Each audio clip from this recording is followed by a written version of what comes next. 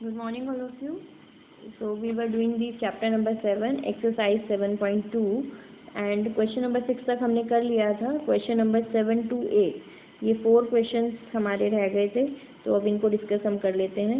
Now the question number 7 क्या है. Question number 7 के अंदर इसका ओवरव्यू देख लेते हैं, फिर इसका सॉल्यूशन देखेंगे. Find the coordinates of point A where A B is the diameter of a circle, whose centre is this and B coordinate is this. तो एक सर्कल है आपके पास,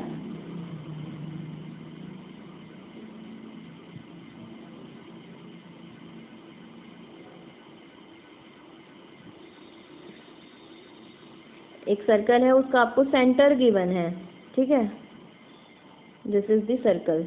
इसका जो ए बी है वो डायामीटर है. Suppose this is centre, A B is the diameter. Centre को ओ बोल देते हैं. तो आपके पास बी पॉइंट के कोऑर्डिनेट गिवन है 1,4, और जो सेंटर है ओ, इसके कोऑर्डिनेट्स गिवन हैं 2,-3, और आपको ए पॉइंट के कोऑर्डिनेट निकालने हैं, तो इसको हम एक्स वाई लेट कर लेते हैं. तो आपको पता है O is the mid point of the diameter, है ना. ये डायामीटर है ए बी, तो ओ इसका मिड पॉइंट होगा, ये दोनों रेडियस होंगे, तो ओ इज मिड पॉइंट. तो आप इससे मिड पॉइंट फॉर्मूला अप्लाई कर सकते हैं कि जो ओ पॉइंट है उसके कोऑर्डिनेट किसके इक्वल होंगे, x+1/2, y+4/2 के इक्वल होंगे. मिड पॉइंट फॉर्मूला सबको याद होगा. This is x1 y1 x2 y2, तो x1 + x2 y2 y1 + y2/2. अब इसका x कोऑर्डिनेट 2 है, हमें गिवन है, और हमने फॉर्मूले से फाइंड किया x+1/2. तो आप यहाँ से x+1/2 को 2 के इक्वल रख सकते हैं, और y कोऑर्डिनेट है y+4/2, और गिवन है -3. तो आप इसको -3 के इक्वल रखेंगे. यहाँ से सॉल्व करके आपके पास x और y की वैल्यू आ जाएंगी, मतलब ए पॉइंट आ जाएगा. तो इसको एक बार देख लेते हैं, इसका सॉल्यूशन किस तरीके से लिखना है. Let the coordinates of point A B x, y. Mid point of A B is 2, -3 which is centre of the circle. तो आप यहाँ पे इसमें फिगर भी बना सकते हैं, एक सर्कल बना के दिखा देना, उसका सेंटर जैसे अभी बनाई थी मैंने, और देन यहाँ पे लिख देना यूजिंग मिड पॉइंट फार्मूला. यहाँ लिखा नहीं हुआ है, आपको यहाँ पे लिखना है using mid point formula. Coordinates of centre is this, और फॉर्मूले से ये आएंगे, और सॉल्व करके आपके पास आ गया 3, -10. तो this was question number 7. Now question number 8 question के अंदर क्या बोल रहा है. If A and B are this and this respectively, then find the coordinates of point P such that AP is equal to 3/7 AB. P lies on the line segment AB. ये देखो, ये जो इंटरनल एक्सटर्नल वाला चक्कर है वो हम एक दिन लाइव क्लास में डिस्कस करेंगे कि लाइज ऑन दी सेगमेंट, ये क्यों लिखा हुआ है. तो ये देखो, ए बी को ज्वाइन करने वाली लाइन के ऊपर कहीं पे पॉइंट P है. ठीक है, और उसने हमें क्या दे दिया, AP is equal to 3/7 AB. This is question number 8. इसका ओवरव्यू देख लेते हैं. तो AP अपॉन AB, आप इस AB को यहाँ पे अपॉन में लेके आएंगे, तो 3/7 मतलब AP अपॉन पूरा कंप्लीट AB कितना है 3/7. मतलब ये रेशियो दे दी हमें AP/AB 3/7. तो मतलब ये 3 यूनिट होगा, ये 4 यूनिट होगा, तभी तो टोटल 7 यूनिट होगा ना.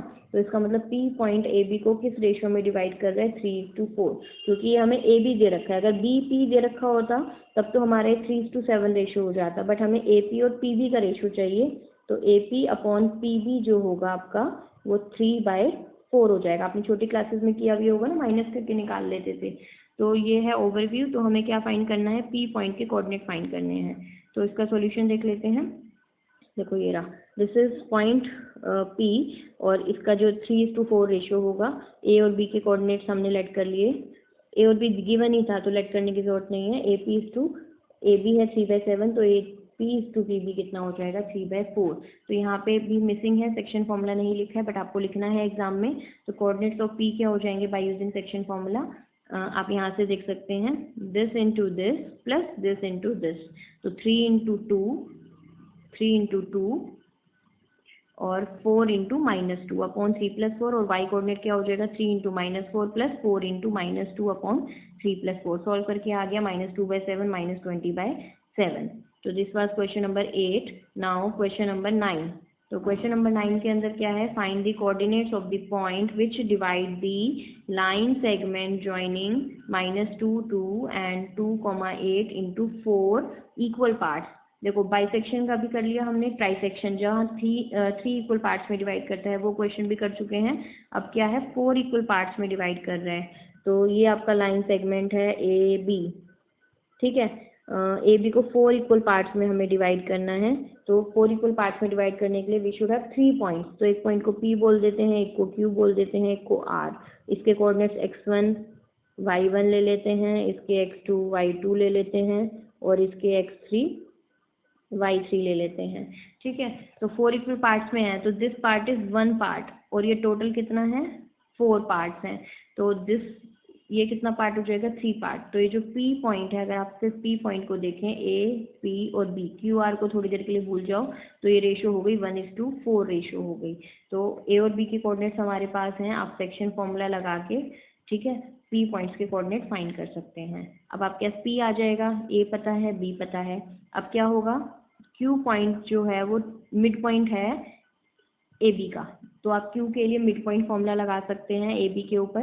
तो Q के कोऑर्डिनेट्स आ जाएंगे नाउ R पॉइंट। तो R को निकालने की तो बहुत सारी चॉइसेस हैं, Q और B आ गया तो आप Q B का मिड पॉइंट R करके निकाल सकते हैं, या AR और RB का रेशो ले लो 3:1, उससे भी निकाल सकते हैं। तो बहुत सारे तरीके हैं। See this is question number 4। तो ये आपका लाइन सेगमेंट है ए बी, ये इसने एक्स वाई जेड ले लिया, हमने पी क्यू आर बोले थे। तो ये जो वाई पॉइंट है ये मिड पॉइंट पे है, तो 1:1 हो गई रेशियो। अगर आप इतने पोर्शन की बात करें ए से लेके जेड तक, तो ये 3 यूनिट होगा, बाकी 1 यूनिट होगा। सिमिलरली ये 1 यूनिट ए एक्स और एक्स बी जो होगा वो 3 यूनिट होगा। तो it can be observe that P Q and R dividing the line segment in the ratio 1:3, 1:1 and 3:1 respectively. तो तीनों पे हमने सेक्शन फॉर्मूला लगा दिया। ये मिड पॉइंट फॉर्मूला कह दो या सेक्शन फॉर्मूला क्यू के लिए वो सेम है। अच्छा एक चीज़ और, इसने यहाँ पे पी क्यू आर बोला है, यहाँ एक्स वाई जेड बोल दिया, तो इनको आप ठीक कर लेना, यहाँ पे पी क्यू और आर कर देना एक्स वाई जेड की जगह, ठीक है। तो पी पॉइंट के कोऑर्डिनेट हो गए। आप जैसे यहाँ पे रफ फिगर बना लेना अपनी, A P B, this is 1, this is 3, तो 1 इंटू दिस, 3 इंटू दिस, इस तरीके से ये एरो डायग्राम आप बना लेते हैं तो बहुत आसानी से आपका क्वेश्चन हो जाता है। फॉर्मूला आपको सोचना नहीं पड़ता, कंफ्यूजन नहीं होती। तो पी पॉइंट के कोऑर्डिनेट आ जाएंगे, देन क्यू के आ जाएंगे, मिड पॉइंट फॉर्मूला लगा दो ए और बी का, और देन आर के बाय यूजिंग सेक्शन फॉर्मूला, ठीक है। Now the question number 10 is find the area of the rhombus if its vertices are this and this taken in order। taken in order का मतलब क्या है, आपको सीक्वेंस में लेने हैं, जैसे ये A B C D इस तरीके से लेने हैं। तो आपको एरिया फाइंड करना है। तो आपको याद होगा एरिया का फॉर्मूला 9th क्लास में भी आपने यूज़ किया था कुछ क्वेश्चंस के अंदर, कि एरिया ऑफ रोम्बस किसके इक्वल भी होता है, half of product of its diagonal. तो दिस इज क्वेश्चन नंबर 10। तो ये आपका रोम्बस गिवन है, ठीक है। तो रोम्बस है तो आपको चेक करने की जरूरत नहीं है कि चारों साइड्स की लेंथ इक्वल होंगी या नहीं होंगी। तो टेकन इन ऑर्डर का मतलब है दिस इज 3 0 4 5,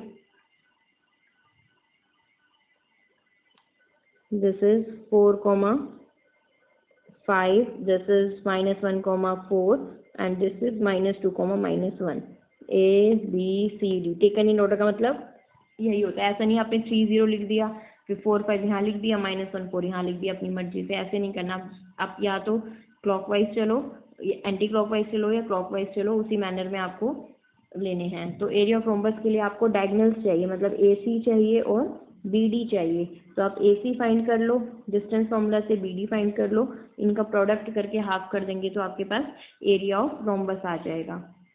तो see this is question number, तो इसमें सेक्शन फॉर्मूला का तो ऐसा कोई यूज़ नहीं हुआ। क्वेश्चन नंबर 10 है ये रोम्बस बना रखा है। तो आपने AC फाइंड कर दिया, ये AC और BD फाइंड कर दिया। तो डिस्टेंस फॉर्मूला से AC और BD फाइंड करके उनका प्रोडक्ट करके हाफ कर देंगे, तो एरिया ऑफ रोम्बस ABCD आ गया, half into base into height which is 24 square unit, ठीक है। तो यहाँ हमने ये एक्सरसाइज 7.2 कंप्लीट कर ली है। इसके बाद जो टॉपिक है area of a triangle, that is not in your syllabus, but इसको हम लाइव क्लासेस में करेंगे, इसको ऐसे ही ब्लैंक नहीं छोड़ेंगे, क्योंकि आपको पता होना चाहिए क्या होता है, आगे की क्लासेस में यूज़ भी हो सकता है ये। तो इसको हम करेंगे लाइव क्लास में करेंगे, रिकॉर्डेड क्लासेस के लिए इसकी कोई वीडियो नहीं आएगी आपकी, ठीक है। चलिए अब ज़्यादा से ज़्यादा हम इसको डिस्कस कर लेंगे रिकॉर्डेड क्लास की वीडियो में, एरिया ऑफ ट्राइंगल फाइंड कैसे करते हैं। चलिए ठीक है, all of you good bye, take care and do practice on the daily basis.